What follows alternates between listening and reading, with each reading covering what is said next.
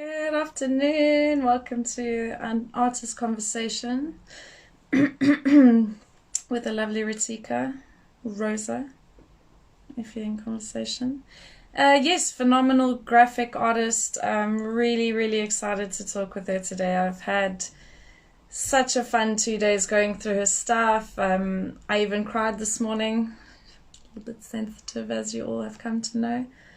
But yeah, some very beautiful topics covered in a really cool graphic way. So I'm very excited to see what she has to say.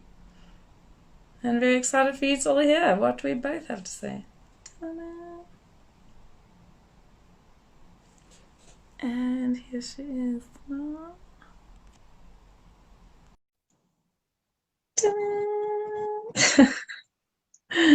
Oh, it's not okay. I'm never going to get it.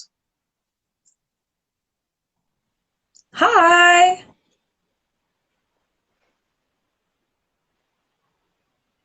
Hello. Hello.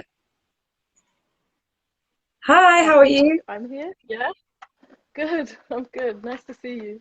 How are Yes, you? finally. I'm very good, thank you. I've been stalking you all morning, so I was just explaining before you came on that I'm like, can't wait to talk to her.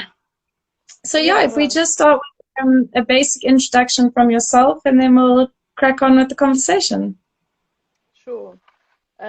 So my name is Rosa and I work under the name RTiiiKA, and my work involves illustration, mural painting, and also some sort of like community art projects mixed in there.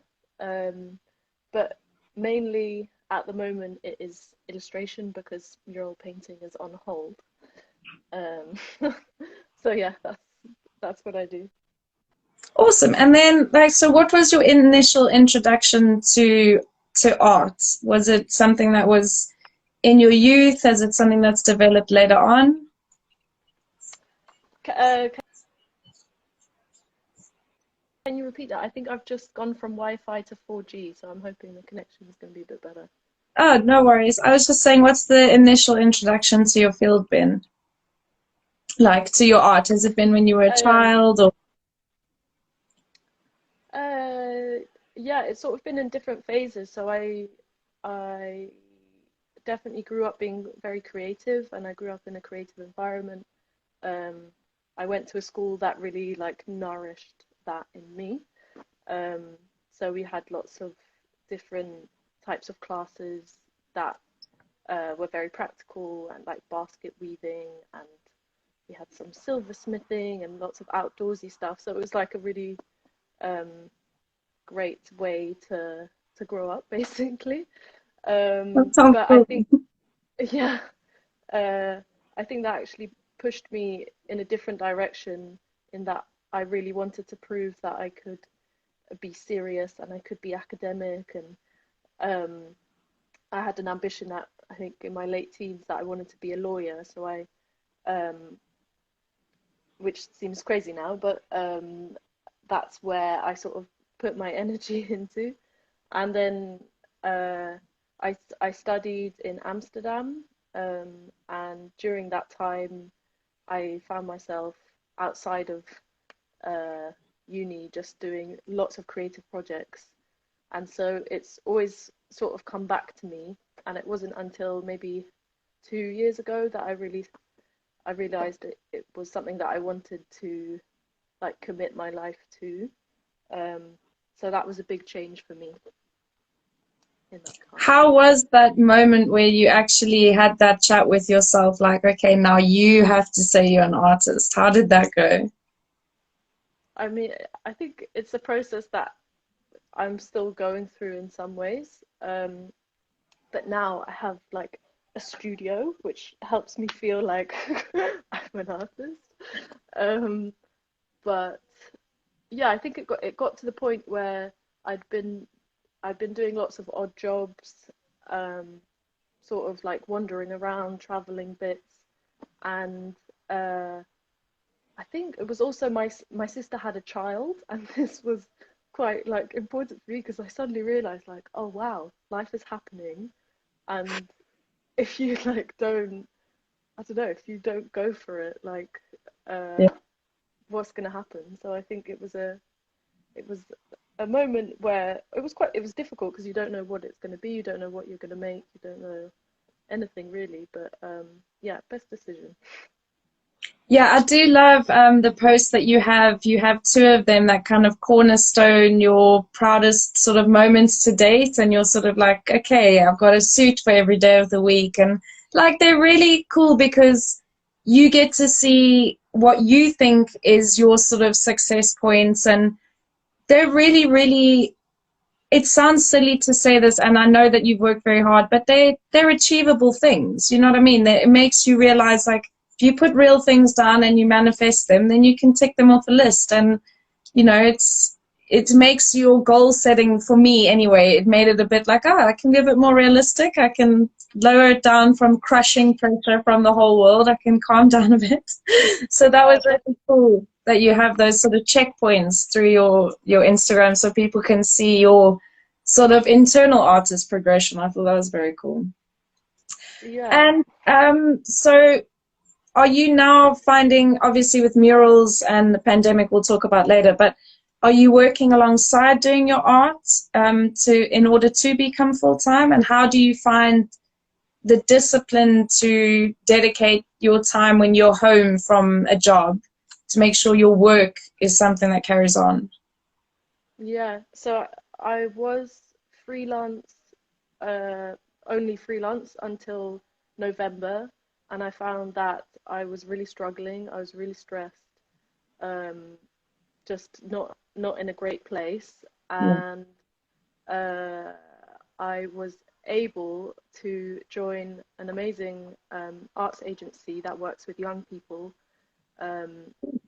in November. So I work with them part-time, and I think I've had my own studio space for almost 2 years, and so that helps to also separate when I'm home to when I'm working, because Yeah. before I'd be working in my room, just like no boundaries in that respect.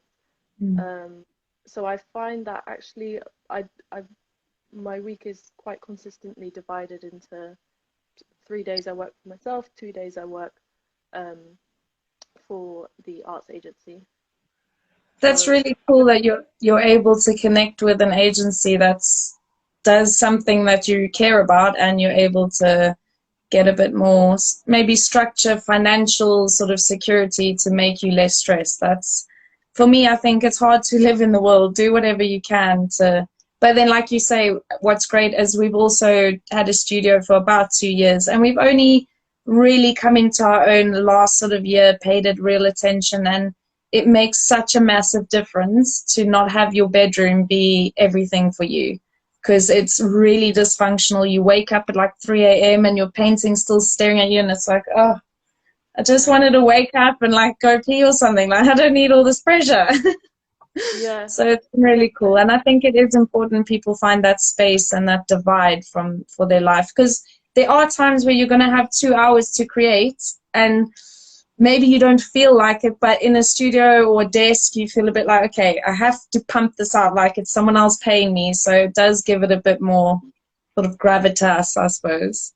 yeah, definitely. I think I do always, well, I've learned to sort of factor in that procrastination is part of the process as well, and to not be like too hard on yourself. It's, for the first hour, you're like looking out the window, looking at your Instagram, whatever you need to do to like hone in. But yeah, I think the arts agency is called Rising Arts Agency in Bristol, and they have been really like instrumental in helping me, connecting me with like the cultural landscape in Bristol, and they're really focused on making sure that everyone that works with them, everyone in their community, can do what they want to do. So that's been an amazing opportunity, really. Yeah, it's really cool. I'm so excited to come to Bristol when we're all allowed to, because obviously I've only been from the outside, knowing that that is a big art community, and obviously Banksy and Dismaland brings a lot of attention to that. So I've always known it to be a very creative space, but in having to talk to a few of you guys from there and see what you do, I'm like, no, I have to go. It looks like a really cool little spot, and everyone there has such a sense of trying to reach out and connect and help each other. So it's really beautiful to see that from the Bristol artists. It's really cool. Come on, London. Lovely like these, London. So if we can talk about in your art career, obviously it's in its infancy at the moment, but what so far has been your proudest moment? I think I have a couple, and it's sort of like you mentioned before, like my list of like signs that I've made it. I feel like there have been many moments where I'm like, oh, a year ago I wouldn't have, like, this would have been a dream to do this. Yeah. So I think one that stands out definitely has been a project that I did with Caring in Bristol, which is a homeless charity here, and we worked together to create a design that was focused on community action, and my work uses like the human body quite a lot in what I do, and I made a design that shows people that are all interconnected and sort of like sometimes in uncomfortable ways, but we printed that on a t-shirt, and it was like a big campaign that went on for about a month, and it gave me the opportunity. Campaign. Yeah, that image is really cool. Some are looking uncomfortable. Yeah. It's really cool. And it was interesting for me because it was also an introduction to see how you can include other people into the process of getting something out. So we worked with local influencers. There was a whole press release. We went on BBC Bristol to chat about it. There we go. And it's just been really nice to see a whole bunch of people like respond, buy the tea, support the campaign, and really stand behind the work that I made. So that's something I'm really proud of. That's awesome. And if you have more, please feel free. I love your little list. I know there's more than just the one. Feel free to tell us. Because there is a couple of your works that actually, like, I'm going to talk about the one that made me cry, and in the most lovely way. But it represented something, and your figures are really figurative. Like, there's not really a sex unless it's the video where the boobs and stuff drop down, which I love. I think it's brilliant. But yeah, it really made me super, super emotional because it's called Loving and Leaving. Oh, my whole heart was just like, oh my God, that's exactly what it's like. Like you are completely engrossed and entangled in this love, and then it's like super comfortable, and then it's done. Oh, and it was so heartbreaking. But like really amazing that you'd found this way to articulate it so graphically. But yeah, I just wanted to understand a bit more specifically about that piece, and then I'll carry on about your other ones that are slightly less emotional for me. Yeah, well, that's really nice. That's really nice to hear, and I'm always not surprised, but it's really wonderful to hear when people have a reaction, whether it's positive or emotional or something like this. It kind of like validates what I'm doing. So thanks for that. Yeah, I think that one I find like inspiration in I think like falling in love. I mean, it's universal, but it's been something that it makes me want to draw basically. And that piece is about someone that I fell in love with who lives far away. So the process of like coming together and leaving is just always happening. So that's where that piece came from. Yeah, because it was a sort of thread I'd realized like throughout. You do handle quite a few different subjects. I think you're quite open about your support for the Green Party and the work that you do with them, and how you're sort of, sorry, I'm just a bit overwhelmed. I've forgotten my point I was making. Sorry. But I love the energy I love the energy you capture from the work that you do, the characters you've created, they're different campaigns. The one where the woman has 3 legs as well, like all the artwork you created. Hold on, I have it here. It was for models, model for models. Yeah, and just the way that that campaign has played out on your social media, and then going to see their page and what they're doing. Like, is it super important for you, for your work, to have a message behind it?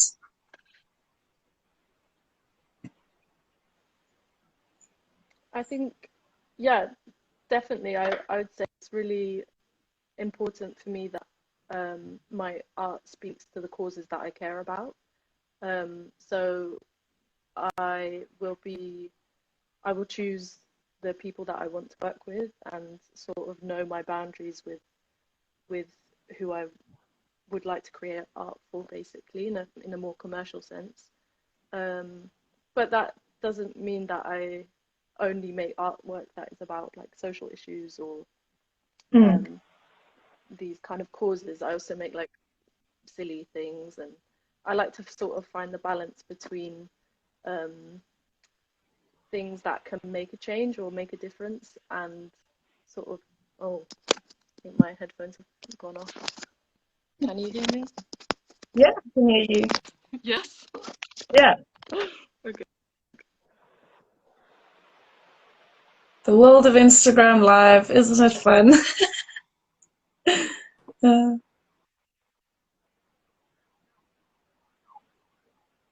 Internet, come on now.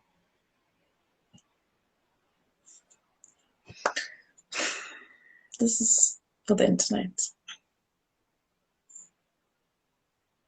Oh, please behave yourself, internet. Come on. I'm just getting into the good stuff, please.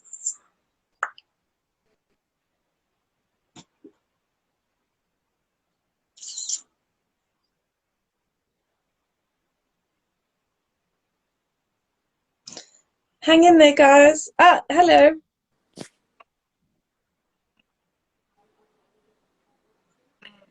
Oh.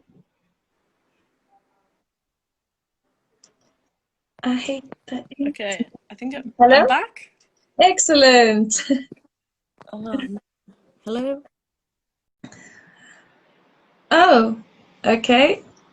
She's just popping back in. Technical difficulties. It won't be me for much longer. Hello. As if nothing happened.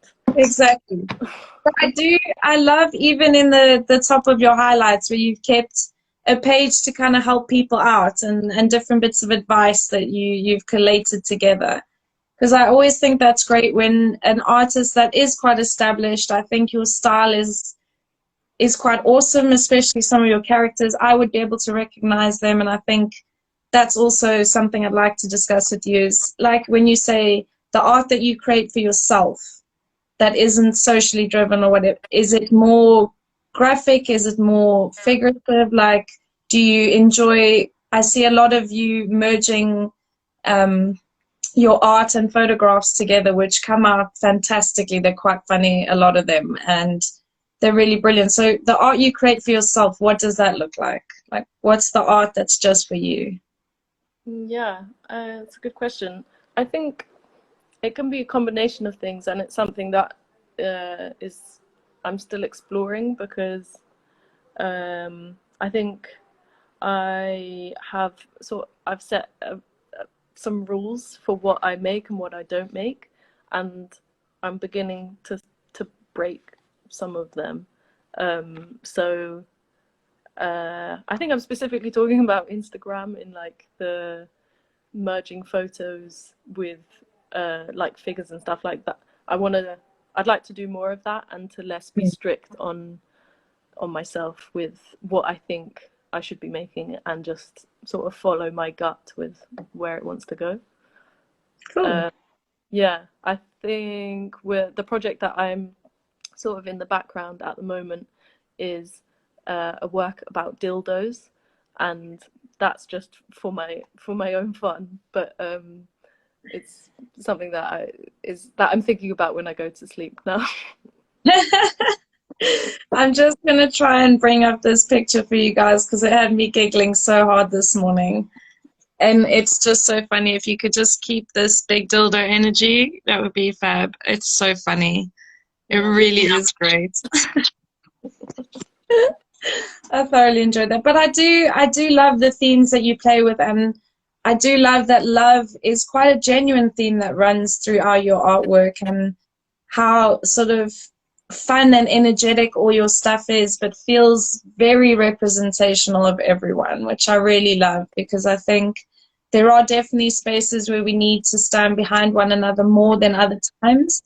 But I feel like your characters are fun and they're exciting, and to look through that in a world at the moment that is so dark and it's so like horrific. You're dressed the beekeeper. I mean, it's so much fun, and it's so much energy that comes from that. So I'm glad to see that amongst your social issues, you still find that time for big dildo energy. You know, like it's, I think it's fantastic because it can be kind of heavy, and you know, I'm looking into becoming more political in my own art, and that's something that's becoming more and more important as the days go on. But there is such value in art bringing you nothing but joy, or bringing you something that is such a human, like loving and leaving is something any human being that's been in love, if they're not punched right in the stomach by that, I don't know what would do it. I don't think you were then in love. I really don't, because it's so simple. And I'll post it more on the story after this, where you can see all three of them in succession.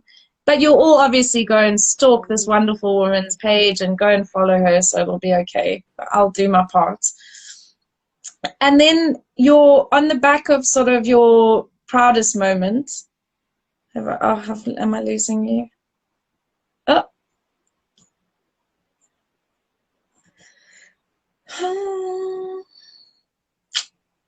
think you've all heard me talking enough. I'm just waiting for the internet to behave. It's just very frustrating. Sip of tea time.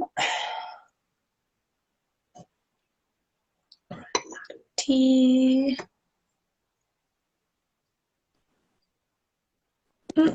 I can almost hear something. There we are. Hi. There we are. Yeah, apologies. No worries. I was just going to ask, on the back of your proudest art moments, what have been your scariest or most apprehensive moments connected specifically to your artwork? I think I haven't had like a big scary moment. There's definitely nervousness around public speaking around my artwork, so this is part of that. But I think difficult moments are also when you make something for a client and they have different opinions about the art that you make, or when you're very invested in the work that you've done, and how to navigate those conversations. Also, discussing payment and money is really like a muscle that you have to exercise until you're, you know, really gym ready. Yes, if you don't mind, because you are a member of these fantastic committees and things and collectives and stuff, could you go into a little bit more detail about, you know, not doing your stuff for free and how vitally important that is? Because obviously I know, but I think it's great to come from someone who is actually a part of that conversation and a level where they can, you know, really educate us. Yeah, well, I mean, it's quite simple, really, that we should be paid for the work that we do. And I have definitely been helped by the Association of Illustrators, who you can call and email to talk through a project. And also the work that I do with Rising has really cemented that belief that, you know, like in any capacity of being creative, it's a skill that not everyone has, and that you should just be paid for your work. And I think also getting my own studio space helped me to start to believe that. And you know, you're paying bills, like you have to pay those bills somehow. So that's helped me. No, I think that's great, because obviously, like, it sounds so simple, but there's so many people being, you know, told by social media influencers to give them artwork, and they'll give them exposure, and also not valuing our own stuff. Like, I tell other artists in my collective, I'm like, we've got to go to galleries, look at artwork that represents the type of art you do, understand. You know, don't walk in and see something for £19,000 and be like, oh, cool, that's the same size as mine. It's not, you're not paying specifically necessarily for that. You're paying for the years of experimenting and frustration and education that artist has gone through in order to portray something that moves you so much that they deserve to have that, because without their creative input, that wouldn't have had that emotional effect on you.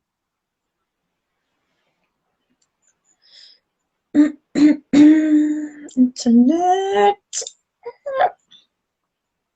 It's driving me crazy. And now I'm effectively talking to myself. And not to see 6 other people I'm talking to currently. Internet, please stop this.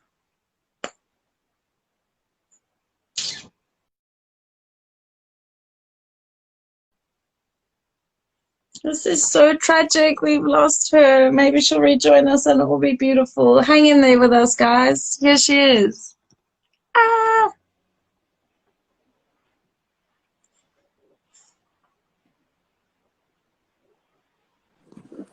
Hi. Hi, I'm back on the Wi-Fi. We're gonna pray. Perfect. To the art gods. Yeah, I was with you. We were talking about licensing artwork, or like the longevity and. Yes, and I think, like, would you say to other illustrators to look into becoming a part of a bigger community and a support network like that in order to help you when you don't have agents or people telling you what it's worth? Yeah, completely. I think in my experience also, because I didn't go to like a creative uni or something, like I felt like I was really missing that sort of support and connection with other creative people. So that has definitely helped me a lot, and it's also, they give you opportunities to get your portfolio reviewed. You can make connections with people, which I found have actually, that's how I've got my bigger projects, is through personal connections. So yeah, I would definitely recommend that.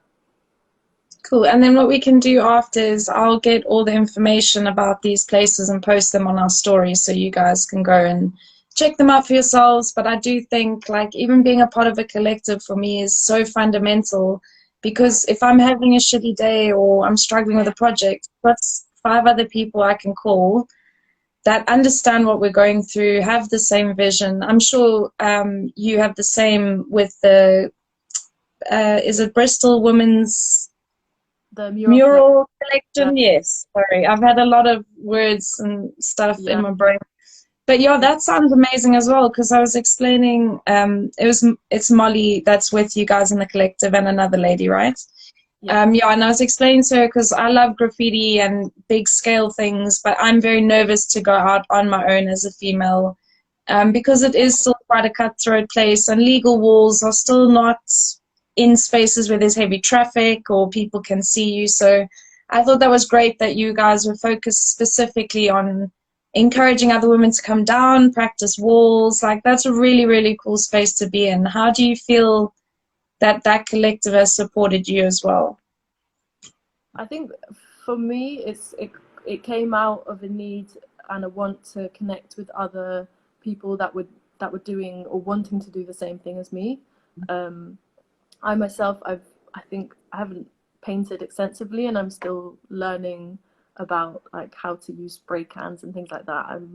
I'm in no way an expert, but it came out of a sense of, wow, there's lots of people that are doing this here. There are lots of people I know that would like to do this, and it's sort of bridging that gap of experience, and allowing people to feel confident enough to, you know, take their brush and go outside and just like paint a wall, legally, hopefully. So it's something about being together in that process that gives courage, and it's been really nice to see, even now when we can't come together, that there is still a community, and we're doing these weekly prompts where artists are sending in their work. And oh, I love the color prompts. They're so much fun. I'm so useless. I'm like, I've got to do my color prompt, and like I'm absolutely rubbish, but I'm loving what you guys are doing. It's so, so cool. The pictures are brilliant. Some of them are funny. It's really nice to see, and that it's like a community of all different styles, and so what people want to get out of it is different. But I think I'm just looking forward to being able to paint together again and to facilitate workshops. That was what was in the pipeline before COVID happened. COVID. And, do more of that. Awesome. And then a little bit about your street art, if you don't mind me asking. How, because they're quite cool and they're dotted all over the place. Are they also in legal places, or do you just go wherever there's graffiti and when you feel like it? But because obviously you're signed by your name, I assume that they're more legal spaces than not. Yeah, I like to paint where I know it's not going to cause any trouble, and that I can sort of paint in without looking over my shoulder and being like, oh, there's a car coming. So I tend to ask for permission where I can, or paint in spots where it's like definitely like it's a boarded up something. That isn't to say that, a couple of years ago I experimented with other things, and that didn't end up so well. So I think I've learned to, I don't know, it's the way that suits me to do it like this. So, no, it's very cool. I saw them in your thread, and I thought I must ask, because do you prefer to be in a studio or on the street, or does it really just depend on what the project is? I love painting. I think when you're like putting a brush to the wall, you're like, this is you know, this is life, this is great. But after a week of doing that, your shoulders hurt, you have to schlep everything around. I'd like take it on my bike, and it's just like, I don't know, it's quite impractical as well. So I like to have a combination of working digitally or on my desk, with like pockets of doing things outside or doing mural commissions. Because I think it's great to see an artist that uses his style throughout so many different mediums. But you give each one, I think, the same sort of level of detail, and it feels sort of the same thread throughout. But they are vastly different. Like a wall is very different to a graphic tablet or, you know, a paintbrush in the tiny little minute scale compared to a wall. It's very different from a wall. So that's very cool. And on the back of this comment of COVID, we should dive right into my next question, which is, how has COVID affected your life? Well, COVID. Am I still with you? You are. Okay, good. Yeah, it has affected it. I had my freelance work. Oh, I'm not sure if I'm still with you, but oh, we're losing you a little bit. So doom.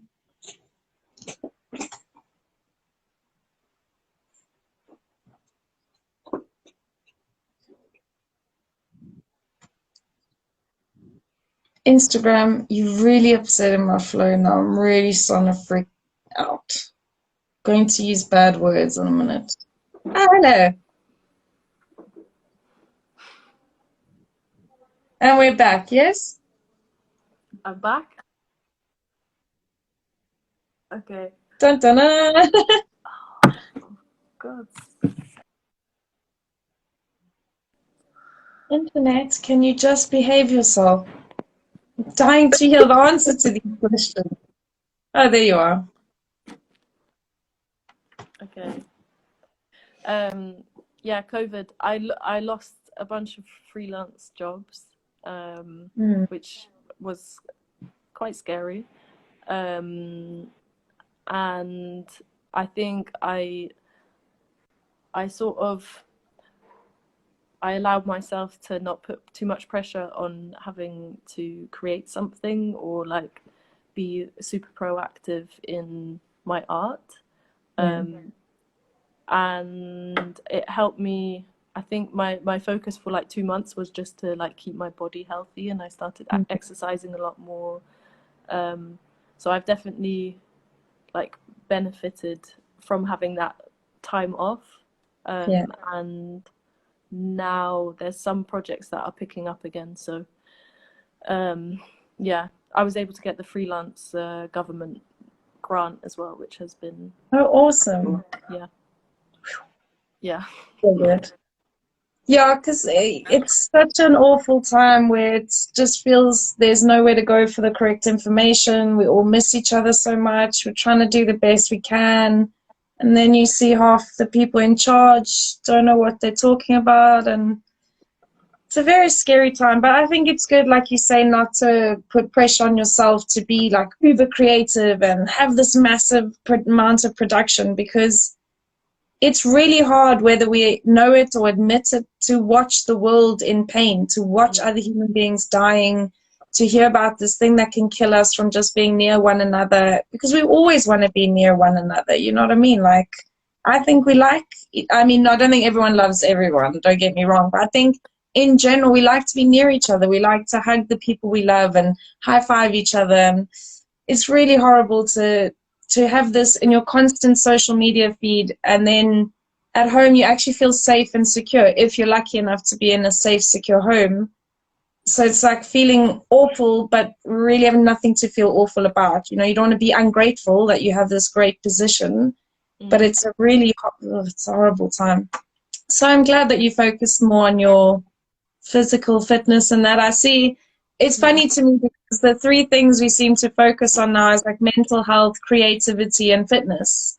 But it's the three things we never we just take for granted when we're allowed to do whatever we like. And it's quite, I hope there is a sort of shift more towards appreciating how creativity got a lot of people through this. Art classes and parents and children are a lot alive today because of art classes and paintbrushes and coloring books. I'm almost certain of it. So I hope there's a bigger focus on what creatives can do and how the world really needs art.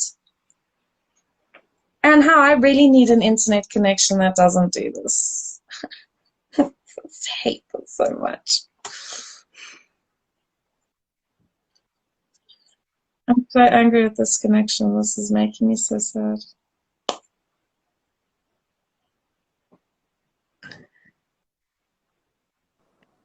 Hello?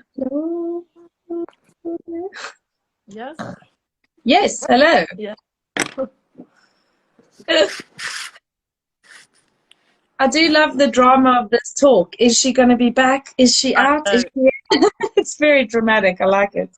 Yeah, apologies. Where were we?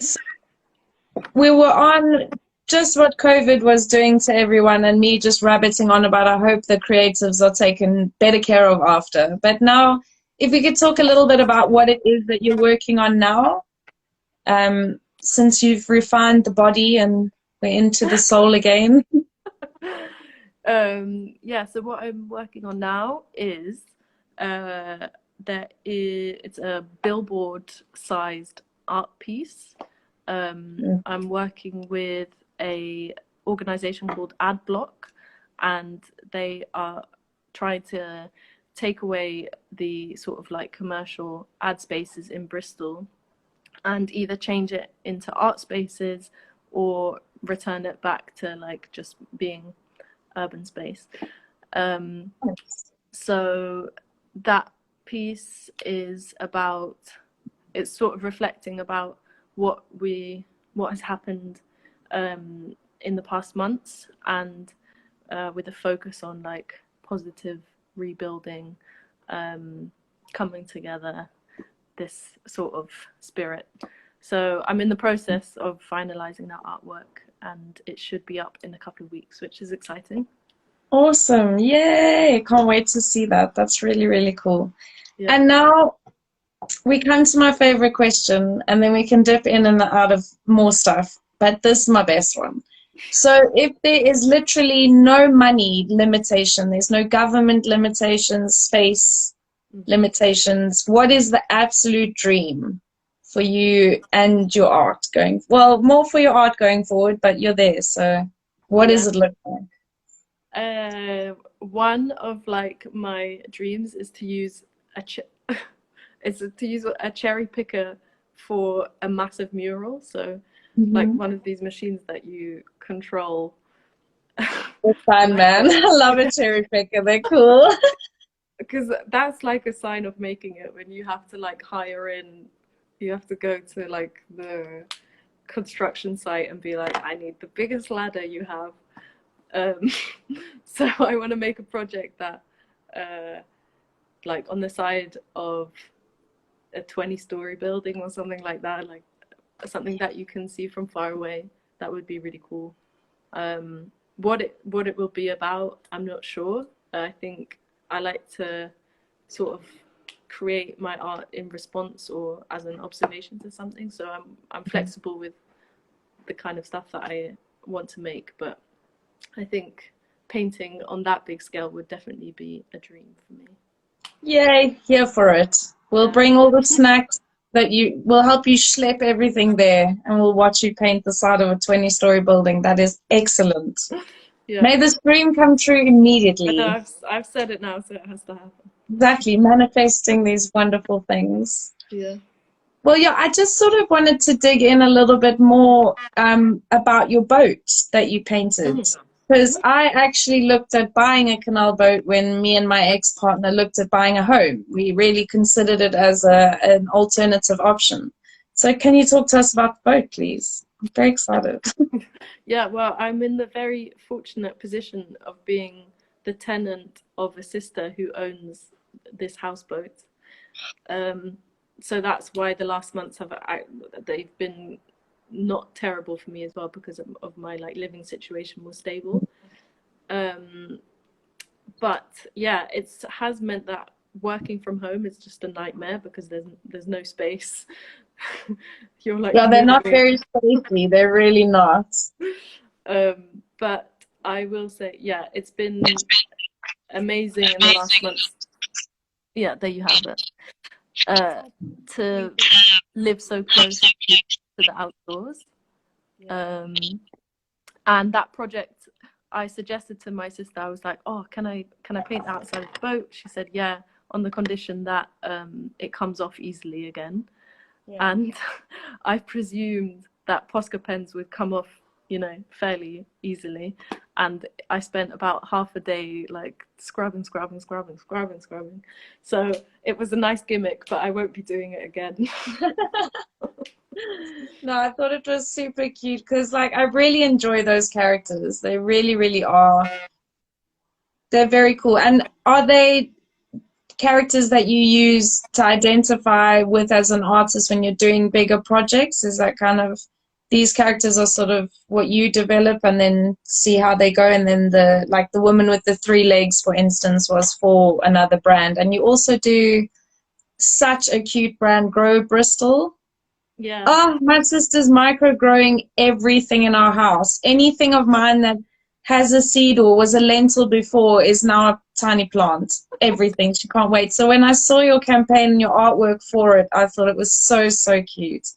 Like the way that they were so happy about it, and this has made our brand even better. And that must be such an awesome feeling as an artist to know because a visual language for a company is huge. It can make you pay more money. It can make you take them more seriously. It can make you not take them seriously. It's really important. Yeah, definitely. I think it's been really fun working with Grow Bristol because they've been so open to having, to really go down the illustrative route to how they sell their produce. And you can I don't know, if you think about like how salad is packaged, it's quite, I don't know, it's pretty basic. So it's been fun to reimagine like what it could look like, and there not be any constraints about the work that I make. So yeah, I think the figures that I do draw, I do like to bring them up in my work, and if clients want to work with me, they can expect that I include that, basically. That's cool. And then there's also, you have an Are You Okay that you did. And then if we could talk about a little bit behind what is the Are You Okay, and then putting it onto merchandise. How is that for you, seeing your artwork on like a t-shirt? Like, I love that. I think it looks really cool, but how does that feel for you? Yeah, so that was something that I actually made right at the start of the lockdown. It was when everyone was sort of like checking in with each other, like getting in touch with friends that you haven't spoken to in 20 years. And Yeah. yeah, Yeah, that's the t-shirt version of it. Sorry. and it was the first time that I'd actually, I made the t-shirt with Caring in Bristol before. This one was for myself. It was a sort of an experiment to see if people would be interested in it. And it's been really great to see the response. And I think the sales of that tee definitely helped me out in the first month to sort of be on my feet and be able to pay the bills. So it was good in that sense. Yeah, I think it's always great to find ways to, cross over into fashion with art. Like, I'm playing with that quite a lot in my own artistic life at the moment, and it's a lot of fun. And I love graphic artists. I really do. The way that people can, like even our graphic artist who does our posters and our logo, the way that he took what we were doing and created a logo that was so phenomenal. I don't have words. People always comment on it.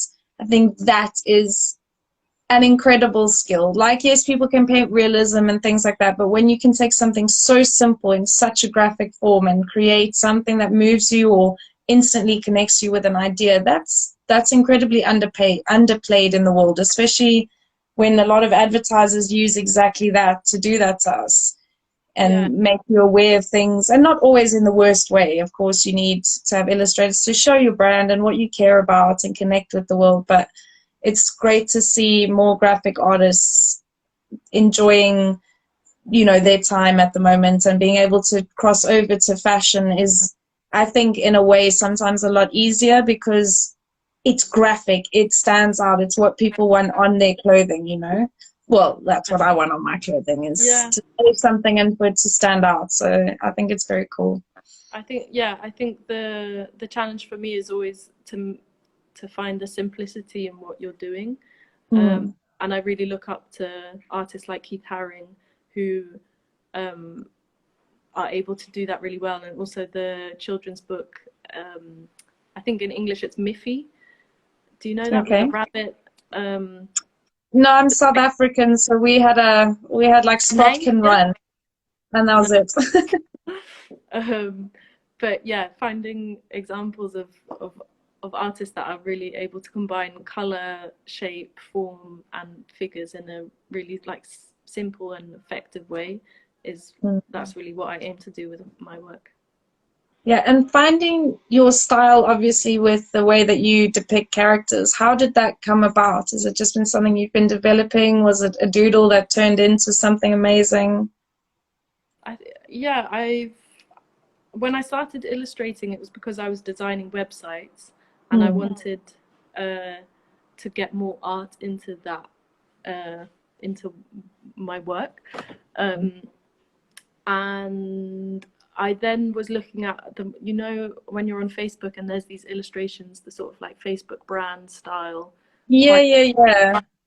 That boxing characters and that, that's sort of the style that I wanted to get into.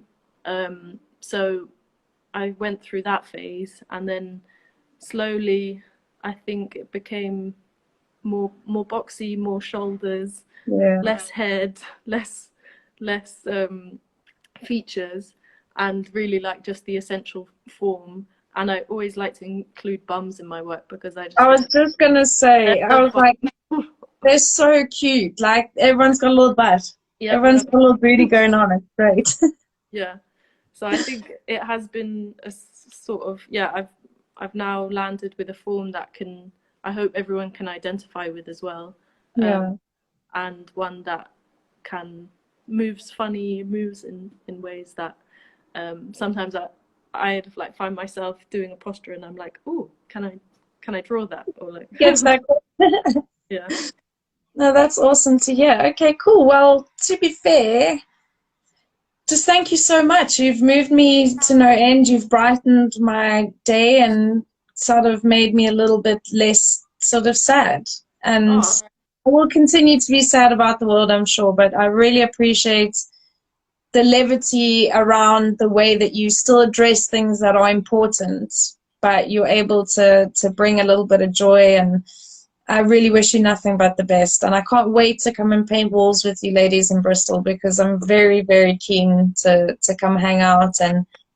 But yeah, if you guys want to see all the stuff on our Instagram story today, will be all of the art from this wonderful woman.